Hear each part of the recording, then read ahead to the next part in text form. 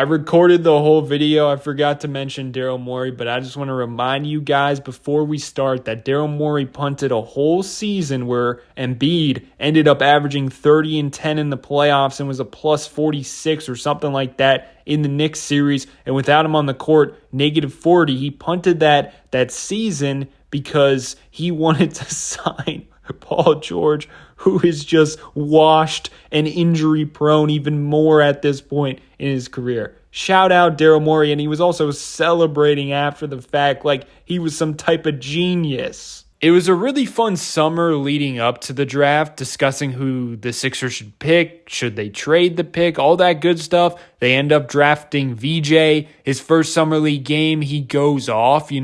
Sixers fans were on top of the world. He cooked Ace Bailey in his debut, and then randomly he got injured, probably because he dunked too hard, whatever it was. But it was almost like the basketball gods were looking down on us, and they were like, Sixers fans are having way too much fun right now. Let's just spawn a VJ injury out of nowhere. The funny thing is, before the draft, it felt like he was one of the most durable players to choose from, and then right when he's a Sixer, injury. Good thing is, he was a full participant in practice, so it seems like he's going to play tomorrow. I digress. Let's get on to the real topic of this video. So out of nowhere on this fine Monday evening, Shams posted, the Sixers posted, Paul George underwent a successful arthroscopic procedure on his left knee to treat an injury sustained during a recent workout. I don't mean to sound the alarms, but last season, in his second preseason game in the first quarter, injured. Came back during the season, was never the same, then he got injured again with a different injury. And now he's getting injured during workouts. 35 years old, he had one of the worst injuries in NBA history when he was younger. Deserves a lot more credit for coming back from that, by the way, than he receives, in my opinion. However, my point is, I feel like it's very realistic that his body's just breaking down in front of our very eyes. He's been through injury after injury, kind of like Joel Embiid. It just feels like the Sixers are the place to sign when you're washed. I was joking with my friend a couple weeks ago. You know how the LeBron saga is going on? It seems like a Damian Lillard situation where the Los Angeles Lakers want to move on from them, but they don't want to admit it because they don't want to piss off the fan base. So they're kind of just waiting for LeBron to ask out, but the thing is, he doesn't want to leave LA this deep into his career, so he's trying to pressure the organization into actually signing players that can play some defense. Reason I bring that up is I feel like Paul George for LeBron, not a terrible idea, very unrealistic, but I was saying to my friend, if LeBron comes here, it's like 100% he's going to be washed up. A player who looks unwashable. Even though LeBron is not the same, he's still putting up all-star type numbers, all-NBA type numbers. But believe me, if he came to Philadelphia, he's getting injured every single week. I want to see it, I'm not going to lie, because if LeBron can stay relevant and healthy in Philadelphia, he's turning into my GOAT, because currently I still have Jordan in that spot. But if he could beat the Philly curse, I mean, come on now. Kyle Neubeck also said, a source familiar with George's injury told me this was essentially an arthroscopic cleanup and did not involve the major ligaments. Don't know much more than that as of yet. I just can't wait. Another injury where we have to rely on the Sixers relaying information to us. What could go wrong? By the way, speaking of him, on July 12th, Tony Jones, the only Sixers source it seems this summer, tweeted, league sources tell The Athletic that Embiid still hasn't returned to on-court basketball activities. That said, Morey in the front office remain optimistic that Embiid will be on the floor for the season opener. My next question is, who has our pick again for next season? Because we got to get that back. It seems like these dudes are not going to be ready for the season. I mean, have you guys seen the next draft class? Cam Boozer is looking crazy. I'm ready to tank again. I'm not going to lie. Going over the prospects, scouting for them, that was a lot of fun. And also, it was like nice to have some optimism in Sixers land. So I asked AI, aka Daryl Morey, what is the recovery time for this surgery Paul George just had? It says, and I quote, first 1 to 2 weeks, rest, ice compression. Physical therapy often starts within days to restore range of motion. 2 to 6 weeks, gradual return to normal activities. Light activities, walking, stationary cycling may resume by 4 to 6 weeks. And then 6 to 12 weeks, full recovery for most daily activities with no no major complications. Return to sports or high-impact activities may take up to 8 to 12 weeks, depending on the procedure and rehab progress. And one of my hopes for Paul George heading into the offseason was,